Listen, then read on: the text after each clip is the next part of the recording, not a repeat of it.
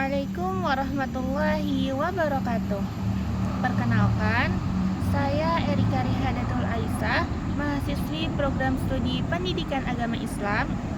Pada video kali ini saya akan melakukan wawancara kepada salah satu pengajar sebagai bentuk pemenuhan tugas final test mata kuliah Profesi Keguruan. Melalui wawancara ini diharapkan dapat memberikan gambaran mengenai peran serta profesionalisme guru di dalam dunia pendidikan. Selamat siang Ibu. Perkenalkan, saya Erika Rihadatul Aisyah, mahasiswa program studi Pendidikan Agama Islam. Terima kasih kepada Ibu yang telah meluangkan waktu. Semoga wawancara ini dapat memberikan manfaat dan inspirasi bagi kami semua. Baik, Ibu, untuk mengawali wawancara, boleh diperkenalkan terlebih dahulu nama Ibu dan bisa diceritakan bagaimana latar belakang atau riwayat pendidikan Ibu sampai akhirnya bisa menjadi seorang guru. Nama saya Laila Ramadana, SPB. Saya mengawali pendidikan dari TK di TK Lestari, Desa Dingrang, terus kemudian melanjutkan di SD Negeri Batang Pulau Tengah, kemudian di jenjang SMP saya bersekolah di SMP Negeri 1 Paikat, sekolah yang sekarang jadi tempat kerja saya. Kemudian saya meneruskan ke SMA Negeri 1 Rantau, kemudian mengambil S1 program studi pendidikan bahasa Inggris di Universitas Lambung Mangkurat. Baik, apa yang menjadi alasan atau motivasi utama Ibu memilih profesi sebagai guru? Motivasi saya menjadi guru adalah keinginan untuk berkontribusi dalam mencerdaskan generasi muda serta membentuk karakter peserta didik agar menjadi pribadi yang berakhlak mulia, berilmu, beradab, dan juga bertanggung jawab. Dalam menjalani profesi sebagai guru, nilai atau prinsip apa yang selalu Ibu pegang? Dalam menjalani profesi, apalagi profesi sebagai guru ya, saya itu selalu memegang prinsip keikhlasan, tanggung jawab, terus juga profesionalisme, kemudian serta menjunjung tinggi nilai kejujuran, keadilan, keteladanan, dan juga sopan santun. Oke. Sebelum masuk ke kelas, biasanya apa saja yang Ibu persiapkan agar pembelajaran berjalan dengan baik? Sebelum masuk kelas, biasanya saya mempersiapkan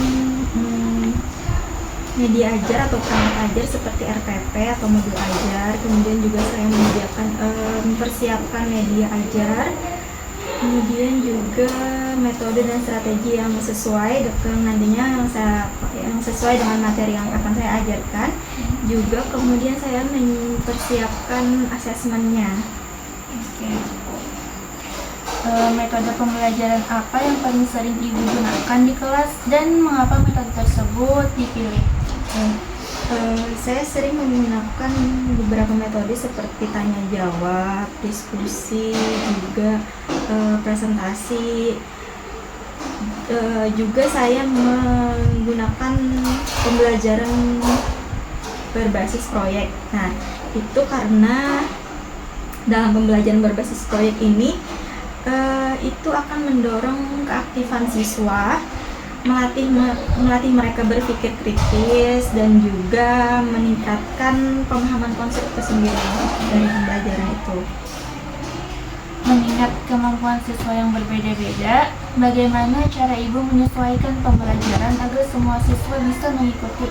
Nah, di setiap kelas itu memang ya sering ada kemampuan siswa yang beragam. Nah, untuk menghadapi itu saya menerapkan pembelajaran berdiferensiasi, yaitu ada diferensiasi konten, diferensiasi proses, juga diferensiasi produk. Nah, yang pernah saya lakukan itu adalah diferensiasi konten dan juga diferensiasi produk. Misalnya di kelas bahasa Inggris saya itu menerapkan diferensiasi konten. Nah, di awal pembelajaran itu saya tes dulu peserta didiknya, yaitu menggunakan tes kemampuan awal untuk melihat tingkat kemampuan siswa. Lalu kemudian saya kelompokkan berdasarkan tingkat kemampuannya, yang biasanya saya bagi ke dalam 3 kelompok. Yang pertama kelompok rendah ya, atau yang belum mahir, kemudian kelompok menengah, dan juga kelompok yang sudah mahir. Nah, dari 3 kelompok ini saya sediakan konten yang berbeda. Misalnya saya memberikan materi tentang teks recount. Nah, saya sediakan 3 teks yang berbeda, yaitu yang untuk kemampuan rendah itu saya sediakan teks sederhana dengan kosakata yang sederhana juga. Kemudian untuk kelompok yang menengah itu kosakatanya lebih kompleks sedikit. Kalau yang untuk tingkat yang sudah mahir itu saya berikan teks yang agak lebih panjang dan juga kosakatanya itu lebih beragam. Nah, untuk di kelas informatika itu juga pernah saya berikan diferensiasi produk. Saya minta mereka untuk mendiseminasikan konten atau menyebarkan konten gitu.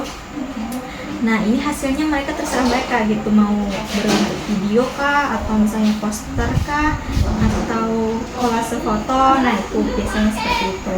Oke. Lanjut. Bagaimana cara ibu melakukan penilaian terhadap hasil belajar siswa? Oke, penilaian itu ada asesmen formatif dan sumatif ya. Kalau formatif kan itu selama pembelajaran. Nah, itu yang saya nilai adalah keaktifan mereka dalam bekerja sama, misalnya dalam diskusi kelompok, terus juga sikap mereka, dan juga tanggung jawab mereka dalam hal berkelompok itu. Nah, kalau asesmen sumatif itu biasanya saya berupa kuis, berupa tanya jawab ya, atau misalnya proyek juga bisa gitu, untuk menilai pengetahuan dan keterampilan mereka. Oke. Jika ada siswa yang kurang semangat belajar, apa yang biasanya ibu lakukan untuk memotivasi mereka? Oke, kalau ada siswa yang kurang semangat, biasanya saya melakukan pendekatan personal, lalu saya berikan motivasi positif ya, dan saya berikan pengertian atau mengaitkan materi-materi yang diajarkan ini. Oh, ini loh nanti manfaatnya untuk kamu gitu. Di kehidupan sehari-hari ini nanti akan bermanfaat dalam hal apa, seperti itu. Bagaimana pendekatan ibu dalam menghadapi siswa yang memiliki masalah kedisiplinan? Memang ya di beberapa kelas itu ada siswa yang kurang disiplin. Nah, dalam menghadapi itu saya mengedepankan pendekatan persuasif dan edukatif, mengajak gitu untuk datang lebih awal, juga berdialog dengan siswa tersebut, lalu juga memberikan pembinaan, serta kalau diperlukan bisa saya konsultasikan dengan wali kelasnya dan juga guru BK. Oke. Sebagai seorang guru, bentuk pengembangan diri apa saja yang ibu lakukan agar tetap profesional? Oke, sebagai guru saya untuk mengembangkan pengembangan diri ya, saya mengikuti pelatihan, misalnya kayak workshop, juga saya juga aktif dalam kegiatan MGMP ya, musyawarah jadi mata pelajaran gitu yang ada di kabupaten. Terus juga sering mengikuti seperti IHT atau in-house training yang diadakan sekolah, dan juga saya melakukan pembelajaran mandiri seperti di ruang GTK gitu. Ya. Menurut ibu, apa kunci utama menjadi guru profesional di era sekarang ini? Oke, menurut saya ya, menjadi guru profesional itu kunci utamanya adalah kemampuan beradaptasi dengan perkembangan zaman, penguasaan teknologi, juga komitmen belajar sepanjang hayat, dan juga menjaga integritas profesionalisme gitu. Oke. Bagaimana cara Ibu menciptakan suasana belajar yang positif dan menyenangkan di kelas? Saya menciptakan suasana kelas yang komunikatif. Saya juga menghargai pendapat murid ya atau siswa. Saya juga menggunakan metode yang bervariatif, yang menyenangkan lah. Saya di sela-sela pembelajaran saya sertakan games untuk meningkatkan keaktifan mereka gitu. Terus juga membangun hubungan yang harmonis antara guru dan peserta didik.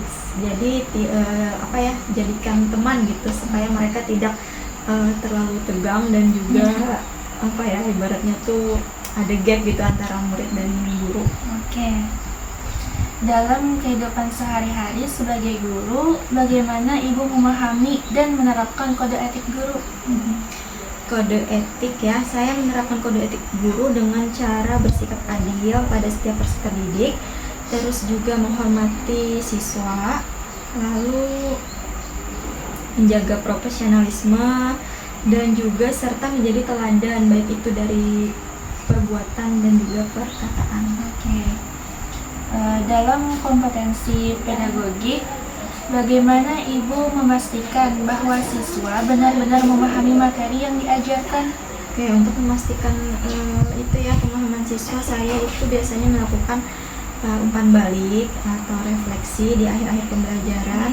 Juga saya biasanya memberikan kuis, latihan soal, juga diskusi ya.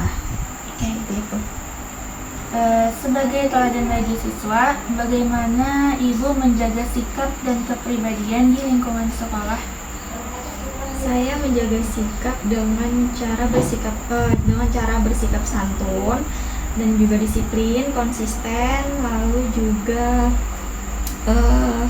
menjadi contoh bagi peserta didik baik itu dari